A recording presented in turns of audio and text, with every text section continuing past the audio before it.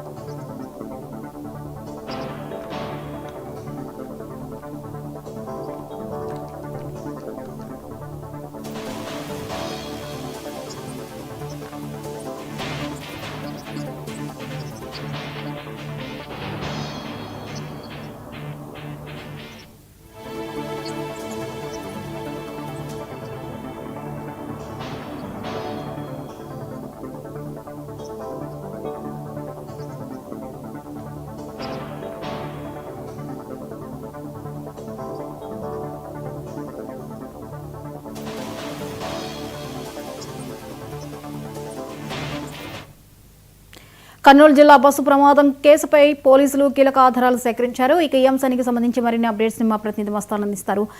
మస్తాన్, పోలీసుల దర్యాప్తులో కీలక అంశాలు బయటకు వస్తున్నాయి. శివశంకర్ స్నేహితుడు ఎర్రిస్వామి ద్వారా కొన్ని విషయాలు తెలుసుకుంటున్నారు. అయితే యాక్సిడెంట్ అవడము, శివశంకర్ వెంటనే మృతి చెందాడు, ప్రమాదానికంటే ముందే శివశంకర్ మృతి చెందాడని చెప్పేసి ఎర్రిస్వామి చెప్తున్నాడు. వివరాలేంటి? థ్యాంక్ యూ జ్యోతి. కర్నూలు జిల్లా బస్సు ప్రమాదం కేసులో అయితే కనుక పోలీసులు పూర్తి దర్యాప్తు అయితే చేపట్టారు. అదేవిధంగా ఏదైతే కనుక దానికి సంబంధించిన కీలక వ్యక్తులు ఉన్నారో వారిని అందరినీ కూడా అదుపులోకి తీసుకొని కూడా సమాచారం తెలుసుకుంటున్నారు. అక్కడ ఉన్న ప్రమాదం జరిగిన సమయంలో అక్కడ ఎవరెవరు వచ్చారు, అక్కడ ఎవరెవరు ఉన్నారు అనే అంశాలు కూడా తీసుకొని వాళ్ళని అయితే అంతా పూర్తి ఈ దర్యాప్తు అయితే చేపట్టారు. అందులో భాగంగానే బైక్ రైడర్ శివశంకర్ స్నేహితుడు కూడా అదుపులోకి తీసుకున్నారు. సెల్ టవర్ ద్వారా అయితే కనుక అతన్ని గుర్తించి అతని తీసుకొచ్చారు. పోలీసు అదుపులో పెట్టుకున్నారు. వారైతే కనుక పూర్తి అతని దగ్గర నుంచి పూర్తి సమాచారం అయితే సేకరిస్తున్నారు. పూర్తిగా అయితే కనుక శివశంకర్ మరణం యాక్సిడెంట్ కి ముందే జరిగిందంటూ అంటే అతను బైక్ డివైడర్ కు తగిలి తలకు బలమైన గాయం కావడంతో చనిపోయాడు. నేను అది చూసిన వెంటనే ఇతనికి కూడా ఎర్రిస్వామి అనే అతనికి కూడా గాయాలయ్యాయి. అప్పుడు అక్కడ అతను చనిపోయాడని నిర్ధారించుకున్న తర్వాత అక్కడ నుంచి ఇతను భయంతో వెళ్లిపోయానని చెప్పి కూడా పోలీసులకు అయితే ఒక సమాచారం అయితే ఎర్రిస్వామి అయితే ఇవ్వడం జరిగింది. దాంతో పాటు అతని మొబైల్ కూడా శివశంకర్ మొబైల్ కూడా ఎర్రిస్వామి తీసుకొని అతని సొంత ఊరికి వెళ్ళిపోయానని కూడా అతనైతే చెప్తున్న పరిస్థితి అయితే ఉంది. అదే విధంగా ఏదైతే కనుక బస్సు ప్రమాదం జరగక ముందే ఇతను మరణించాడని కూడా పోలీసులకు పూర్తిగా కన్ఫర్మేషన్ అయితే వస్తున్న పరిస్థితి అయితే కనిపిస్తుంది జ్యోతి.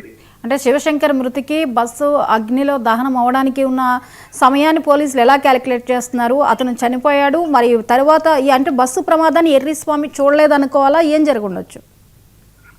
జ్యోతి, ఎగ్జాక్ట్ గా అయితే కనుక ఇతనికి ఈ బస్సు యాక్సిడెంట్ కి ఇతనికి కనీసం 20 నిమిషాల ముందరనే యాక్సిడెంట్ జరిగిందని చెప్పి చెప్తున్న పరిస్థితి అయితే ఉంది. 20 నుంచి అర్ధ గంట మధ్యలో అయితే కనుక ఈ యాక్సిడెంట్ లో శివశంకర్ మృతి చెందాడని చెప్పి కూడా చెప్తున్న పరిస్థితి అయితే ఉంది. అదేవిధంగా ఏదైతే శివశంకర్ చనిపోయాడని ధృవీకరించుకున్నాడో ఎర్రిస్వామి వెంటనే అక్కడి నుంచి అతను భయంతో అక్కడి నుంచి వెళ్ళిపోయాను, హాస్పిటల్లో ట్రీట్మెంట్ తీసుకున్న తర్వాత నా సొంత ఊరికి వెళ్ళానని చెప్పి కూడా పోలీసులకు సమాచారం ఇచ్చినట్టు తెలుస్తుంది.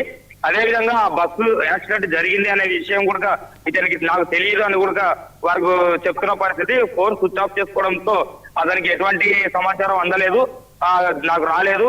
దాంతో పాటు పోలీసులు కూడా ఏదైతే కనుక శివశంకర్ ఫోన్ ని ట్రాప్ చేసిన తర్వాతనే నెట్వర్క్ ద్వారా అతన్ని సెల్ టవర్ ద్వారా గుర్తించి అతన్ని అదుపులోకి తీసుకున్నారని కూడా చెప్తున్నారు పరిస్థితి. దాంతో పాటు ఏదైతే కనుక బస్సుకు రోడ్డు పైన బైక్ పడి ఉండడంతో అది గుర్తించని బస్ డ్రైవర్ అయితే కనుక దాన్ని ఎక్కించవడం అనే కోణంలో కూడా పోలీసులు అయితే దర్యాప్తు చేపట్టారు. అయితే ఇప్పుడు శివశంకర్ ముందుగానే మరణించాడు అని ఎర్రిస్వామి ఇచ్చిన స్టేట్మెంట్ ప్రకారము మీరు అన్నట్లుగా ఒకటి ఆ బైక్ మీదకి ఆ బస్సు ఎక్కి ప్రమాదం జరిగింది అనుకోవాలా, లేకపోతే ఆ బైక్ ని ఇంకెవరైనా డ్రైవ్ చేసి ఉండొచ్చా? 20 నిమిషాల గ్యాప్ అంటే ఏం జరిగి ఉండొచ్చు? జ్యోతి, ఖచ్చితంగా అయితే కనుక 20 నిమిషాల సమయం ఉన్నందు చేత ఆ రూట్ లో చాలా వెహికల్స్ అయితే, అది నేషనల్ హైవే కావడంతో చాలా వెహికల్స్ అయితే వెళ్తున్నాం పరిస్థితి అయితే ఉంటుంది. ఈ బస్ కి ఒక్కదానికి 20 నిమిషాల గ్యాప్ వరకు ఏది వెళ్ళలేదా అంటే కనుక ఖచ్చితంగా వెళ్ళే ఉంటాయి. అది ఏం జరిగింది అనేది అదే కోణంలోనే పోలీసులు అయితే కనుక దర్యాప్తు చేపట్టారు.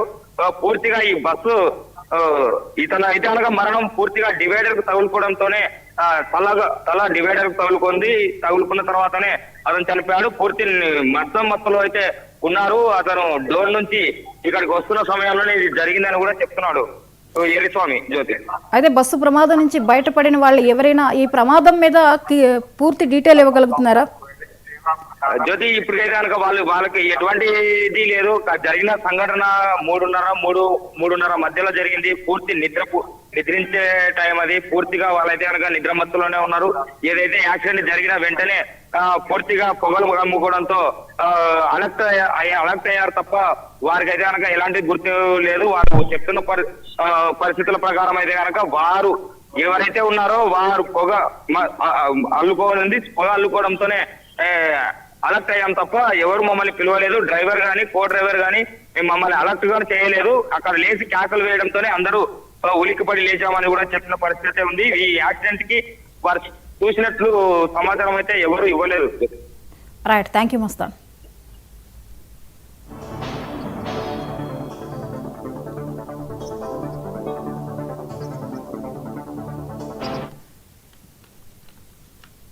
కాంగ్రెస్ ప్రభుత్వం మీద బీఆర్ఎస్ వర్కింగ్